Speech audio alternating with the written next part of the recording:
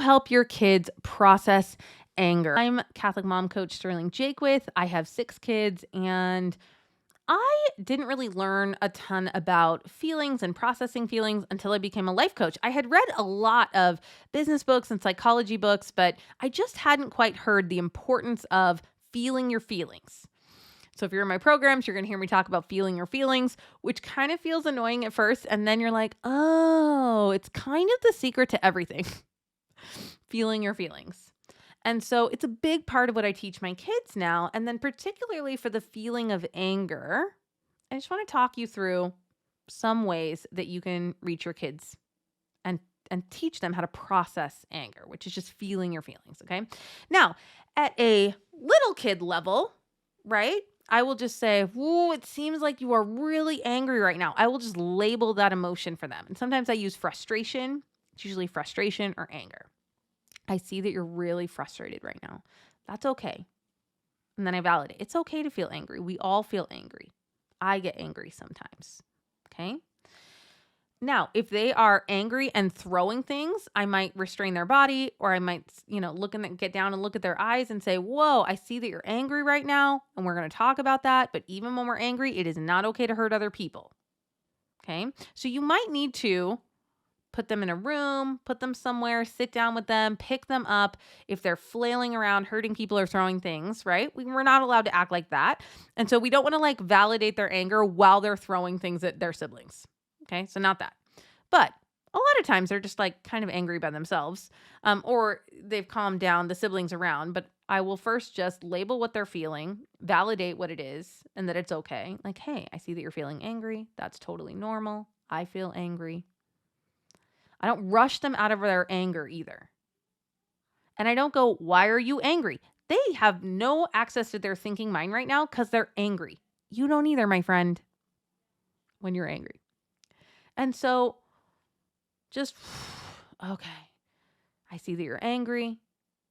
And just sit with them in their anger. I will sit with you while you're feeling angry right now. I don't rush them out of it.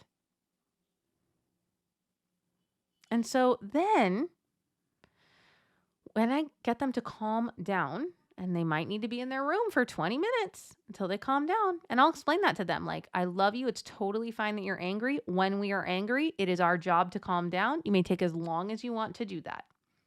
Right? They may not hurt things. They may not hurt people. And so they might need to be in a room. And I will just lovingly tell them that. Like, I love you. It's totally fine that you're angry. You may take as long as you want to calm down. And then for my older kid, for my 5-year-old, I'll say you can come out when you're done being angry. Maybe even the 4-year-old, not the 3-year-old. I have to go get him. And then when they calm down, I sit with them and I say it again. "Oh, you were really angry right then, weren't you?" That's okay. I feel angry too. It's okay to feel anger. But then it is still our job to control how we respond when we are angry. And then there's just age-appropriate conversations about that, right? So with my 5-year-old, I often say you can stomp your feet. You can go sometimes I let him pound his fists into the couch a little bit because he just needs to get some energy out. I go, you just need to get some energy out when we're angry. Or you need to go to a different room. That's what my 9-year-old does. She'll be like, "I am so angry right now, and I just need to go to my room for a minute." She will stomp off. And then good for her. She calms down, and then she comes out when she's ready. Right? Give them things to do. Don't just say, "Don't get angry." Which is, first of all, we get angry when they get angry because it's inconvenient and it's annoying. And usually it's over a stupid thing that we're like, "Ugh, children, why?" And so you can stay calm when someone else is angry. And then you can give them space to be angry. You don't need to rush them through it and turn it off. And then explain how to be angry well. What should we do when we're angry? And then, depending on how old the kid is, so I don't even do this very much with my 5-year-old, but for the older girls, I'll say, then we'll explore. Why were you angry? And I will get them to see it was because of what they were thinking. Because you're not angry that your brother took your truck, right? You think you're angry because your brother took your truck, but it's really because you had this thought, "He shouldn't have taken my truck." That thought makes us feel angry. Now, I'm not doing that with my 5-year-old, but maybe my 9 or my 11-year-old. Okay. 7-year-old, I got to be honest, that one doesn't get angry very much. She gets frustrated when things aren't right. And so I'll say, oh, yeah, you thought it should go a certain way or that this task should be easier. And I'll kind of break it down for her in that way. So, first of all, safety first. Can't be throwing things. Can't be screaming at your mom. Can't be hurting people. I see that you're angry. I'm going to put you in your room. It's totally fine that you're angry. Everybody needs to go and calm down when they're angry. Okay? Then go check in with them. Label the emotion. Just validate it. It's totally normal to feel angry, but we are still have to be in control of what we do when we are angry. And then what we have to do is calm down before we problem solve. Okay? Now, 5-year-olds are not really problem solving anything.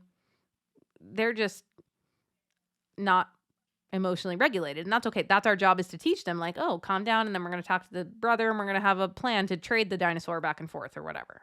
Right? He's not doing that on his own. That's what parents do. We teach them that skill. But then at older ages, you can invite them to, okay, then when you have calmed down from being angry, then you can problem solve what was going on there. Because God does not desire us to be angry. And usually it will require asking God for forgiveness. Lord, forgive me for getting angry right then. So, I like to bring that in with my kids too. And just show them that, anger can be a sin. And so we want to invite the Lord in and say, Lord, I'm sorry that I got angry and reacted this way. I think the initial feeling of anger is not the sin. It's what we do when we have wrath that is the sin. Or when we plant it in our heart and just nurture it. Right? And so beginning to explain that to your kids as well. So that is how I teach my kids how to process anger. I hope that is helpful for you. If you are enjoying this podcast, will you please rate it? I haven't gotten a review in a while, and I realize it's because I haven't asked.